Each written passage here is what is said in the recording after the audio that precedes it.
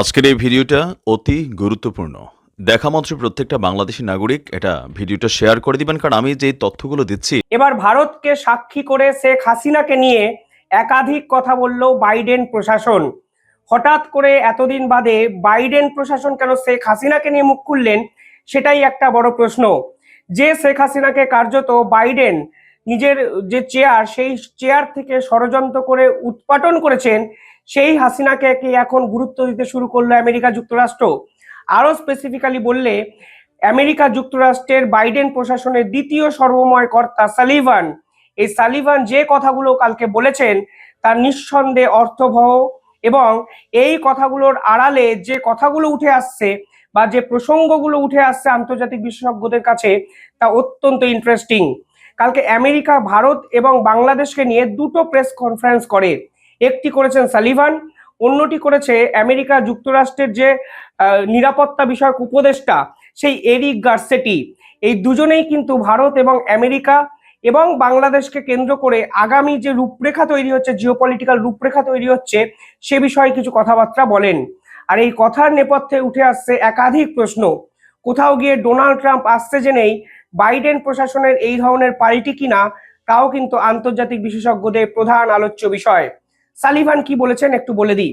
Sullivan কালকে সরাসরিভাবে বলেছেন যে ভারতও বিশ্বাস করে না যে শেখ হাসিনাকে সরানোর পিছনে বাইডেন প্রশাসন আছে। সালিভান কিছুদিন আগে ভারতবর্ষে এসেছিলেন, সে সময় আমি একটি ভিডিও আপনাদের সামনে তুলে ধরে বলেছিলাম, এই যে ভারত সফর সালিভানের এবং অজিত দোভালের মতো ব্যক্তিত্বদের সাথে মিটিং, তা 100% বাংলাদেশকে নিয়ে কথাবার্তা হবে।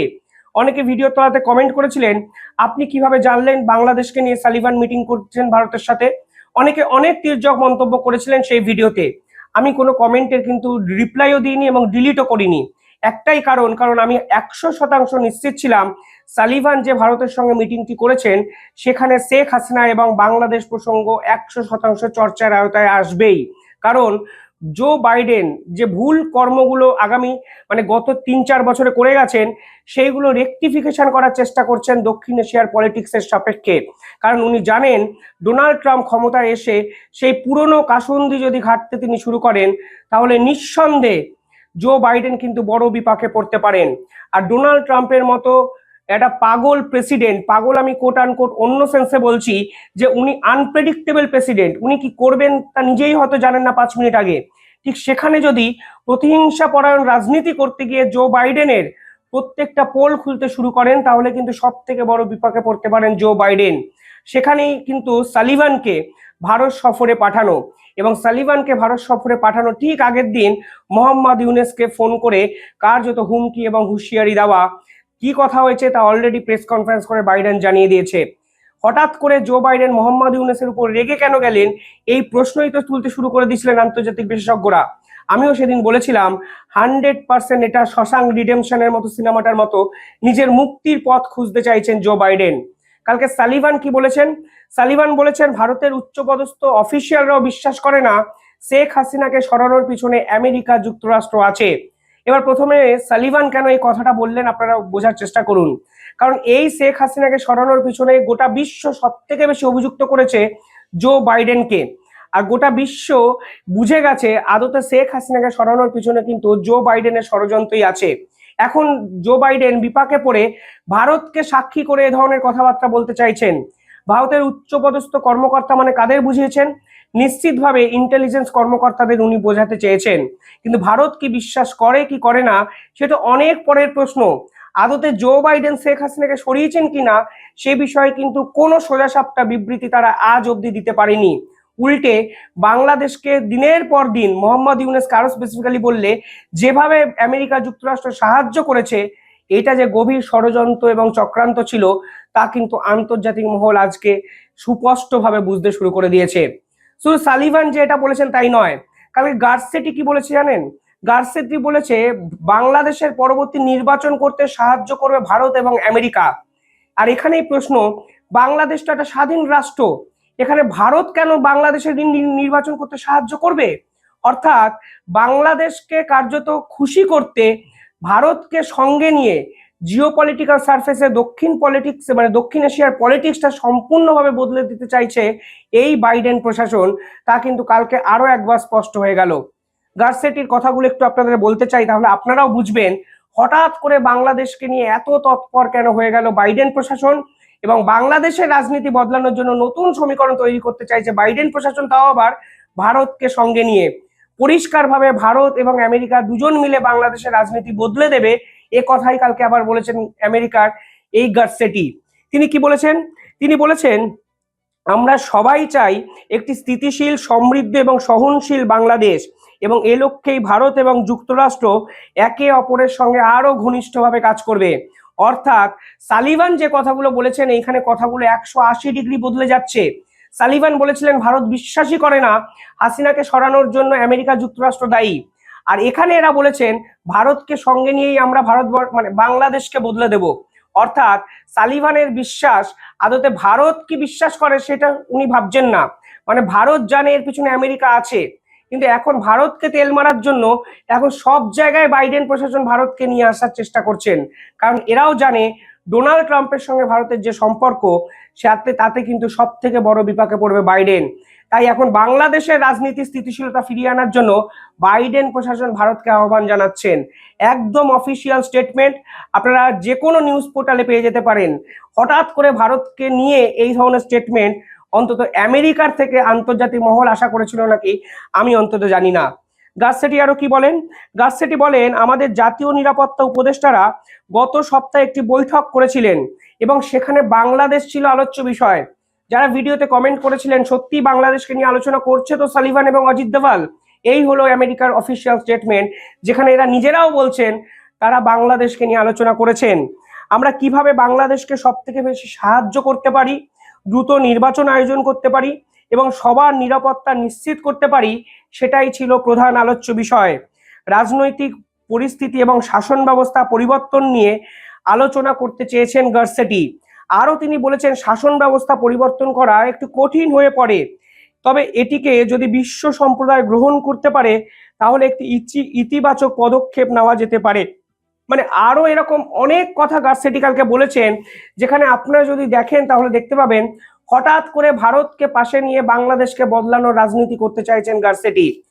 অনেকে বলছেন, মানে বিভিন্ন হোয়াটসঅ্যাপ মেসেজ, বিভিন্ন সোর্স মারফত আমার কাছেও যে খবর আসে, এই যে সালিভান ভারতের সঙ্গে মিটিং করেছেন, এখানে মোহাম্মদ ইউনূসের একটা সেফ এক্সিট চেয়েছেন তিনি ভারতের কাছে। ভারত যেন ডোনাল্ড ট্রাম্পকে বোঝায় মোহাম্মদ ইউনূস এই যে সরকার কার্যত ব্যর্থ হয়েছে, ফেল করেছে, তাকে একটা সেফ এক্সিট দেওয়া হয়। ঠিক দুদিন আগে আমার আরেকটা ভিডিও আপনাদের সামনে আমি তুলে ধরেছিলাম, যেখানে বাংলাদেশের এক সাংবাদিক টুইট করে বলেছিলেন 2025-এ মোহাম্মদ ইউনূস দেশ ছেড়ে চলে যেতে চাইবেন, তখন উনি বলবেন তার শারীরিক অবস্থা অত্যন্ত ভঙ্গুর হয়ে যাচ্ছে। অর্থাৎ বাংলাদেশের রাজনৈতিক অবস্থা এতটাই খারাপ জায়গায় যাবে যে মোহাম্মদ ইউনূস আর বাংলাদেশকে কন্ট্রোল করার জায়গায় থাকবে না। আর এই সালিভানের সাথে ভারতের এই মিটিং নিঃসন্দেহে সেই মোহাম্মদ ইউনূসকে সেফ প্যাসেজ দেওয়ার জন্য বলে অনেকে মনে করতে শুরু করে দিয়েছেন। অর্থাৎ ভারতকে তেল দিয়ে এখন আমেরিকা যুক্তরাষ্ট্র চাইছে যেন ভারত এবং ডোনাল্ড ট্রাম্পের মতো এই লিয়াজোটা করা সম্ভব হয়, যেন মোহাম্মদ ইউনূসকে একটি সেফ প্যাসেজ বাংলাদেশ থেকে দেওয়া যায়, এবং বর্তমানে বা এই বাংলাদেশের রাজনীতি বর্তমানে যেভাবে চলছে তা যেন সম্পূর্ণ বদলে গিয়ে ফের একবার নির্বাচন করে আওয়ামী লীগ সরকারকে এই বাংলাদেশে মনোনয়ন করা সম্ভব হয়। তাহলেই কিন্তু ভারত এবং আমেরিকা, আরো স্পেসিফিক্যালি বললে দক্ষিণ পূর্ব এশিয়ার পলিটিক্সটা অত্যন্ত স্থিতিশীল একটা জায়গায় চলে যেতে পারে। এই দুই প্রেস কনফারেন্স নিঃসন্দেহে তাৎপর্যপূর্ণ। এবং শেখ হাসিনার বিরুদ্ধে আমেরিকা রাগটা কি ছিল আপনারা বুঝুন। শেখ হাসিনা কিন্তু বাংলাদেশের সেন্ট মার্টিনস দ্বীপটা ডোনাল্ড ট্রুকে তুলে দিতে চায়নি। তার জন্য শেখ হাসিনার বিরুদ্ধে আমেরিকা কিন্তু তীব্রভাবে বিভিন্ন ক্ষেত্রে প্রতিবাদ করেছিলেন। এছাড়াও শেখ হাসিনা আরো একটা জিওপলিটিক্যাল মিস্টেক করেছিলেন বলে আমার মনে হয়, তিনি অত্যন্ত ক্লোজড হয়ে যাচ্ছিলেন চীনের সঙ্গে। এই চীনের সঙ্গে ক্লোজনেসটা কোনোভাবেই জো বাইডেন কিন্তু অ্যাকসেপ্ট করেনি। চীন বিপুল আকারে লোন দিয়েছিলেন বাংলাদেশকে। ভারত এই পুরো বিষয়টা জো বাইডেনের সঙ্গে লিয়াজো করার চেষ্টা করেও আলটিমেটলি সফল হতে পারেননি, কারণ জো বাইডেন ছিল প্রতিহিংসাপরায়ণ রাজনীতিবিদ। এখন ডোনাল্ড ট্রাম্প এসে রিয়েলাইজ করতে শুরু করে দিয়েছেন যে মোহাম্মদ ইউনূসকে বসিয়ে দিয়েছেন জো বাইডেন, আর জো বাইডেন সরে যাওয়ার পর মোহাম্মদ ইউনূসকে সরানোর কাজটা করবে আমেরিকা যুক্তরাষ্ট্র। জো বাইডেন সরে যাওয়ার পর তার সমস্ত লোকজনকে কিন্তু ডোনাল্ড ট্রাম্প পত্রপাঠ বিদায় করে দিয়েছেন, এবং ডোনাল্ড ট্রাম্পের যে মন্ত্রিসভা, বিভিন্ন গুরুত্বপূর্ণ পদ, সেখানে 7 জন ভারতীয় বংশোদ্ভূতকে নিয়োগ করে দিচ্ছেন ডোনাল্ড ট্রাম্প। ফলে স্পেসিফিক্যালি দক্ষিণ পূর্ব এশিয়ার পলিটিক্সকে কন্ট্রোল করতে চাইছেন ডোনাল্ড ট্রাম্প, তার লোক নির্বাচন দেখেই কিন্তু বোঝা যাচ্ছে। মোহাম্মদ ইউনূসও কার্যত দুদিন আগে স্বীকার করেছেন ডোনাল্ড ট্রাম্প আসার ফলে বাংলাদেশের রাজনীতি হয়তো অনেকটা বদলাতে পারে। আর এই প্রেক্ষাপটে দাঁড়িয়ে সালিভানের এই ধরনের প্রেস কনফারেন্স, যেখানে তিনি ভারতকে সাক্ষী করে হাসিনাকে সরানো নিয়ে কথা বলতে চাইছেন, আর এখানে সেম ভাবে গার্সেটি বলছেন বাংলাদেশের পলিটিক্সে স্থিতিশীলতা আনবে ভারত এবং যুক্তরাষ্ট্র। অর্থাৎ এতবার করে ভারত প্রীতি দেখানো বা ভারতের সঙ্গে চলার একটা প্রতিশ্রুতি আমেরিকা যুক্তরাষ্ট্রের বাইডেন প্রশাসন কেন দেখাচ্ছে, সেটাই তো এখন লাখ টাকার প্রশ্ন। যে হাসিনাকে বাইডেন প্রশাসন কার্যত গুরুত্বই দেয়নি, সেই হাসিনা প্রসঙ্গ অবতারণ করতে বাধ্য হচ্ছে সালিভান, যিনি কিনা আমেরিকা যুক্তরাষ্ট্রের সেকেন্ড মোস্ট ভ্যালুয়েবল পার্সন। আর এই প্রেক্ষাপটে দাঁড়িয়ে ডোনাল্ড ট্রাম্প এলে মোহাম্মদ ইউনূসের জন্য সেফ প্যাসেজ আমেরিকার বাইডেন প্রশাসন চাইছেন, তা কিন্তু স্পষ্ট বোঝা যাচ্ছে। অন্তত ভারতের সঙ্গে মিটিং এর পরে এই ধরনের প্রেস কনফারেন্স করে ভারতকে সঙ্গে নিয়ে ডোনাল্ড ট্রাম্পকে কনফিডেন্সে নিয়ে মোহাম্মদ ইউনূসকে দেশ ছাড়ার জন্য একটি প্যাসেজ খুঁজছে জো বাইডেন। কারণ মোহাম্মদ ইউনূস যদি চাপে পড়েন, ধরা পড়েন, তাহলে জো বাইডেন কিন্তু সব থেকে বড় বিপাকে পড়তে পারেন। একের পর এক চুক্তি, একের পর এক মৌলবাদী সংস্থাকে প্রশ্রয় দেওয়া, সব মিলিয়ে জো বাইডেনের ভবিষ্যৎ নিয়েও কিন্তু এই প্রেস কনফারেন্সের পর এক বড় প্রশ্নচিহ্ন উঠে যেতেই পারে। সে আপনারা বিশ্বাস করুন বা না করুন, ডোনাল্ড ট্রাম্প ক্ষমতায় আসার জন্য যেভাবে জো বাইডেন চাপে পড়লেন, তাও কিন্তু নিঃসন্দেহে নজিরবিহীন এবং বর্তমান পরিস্থিতিতে তাৎপর্যপূর্ণ বটে।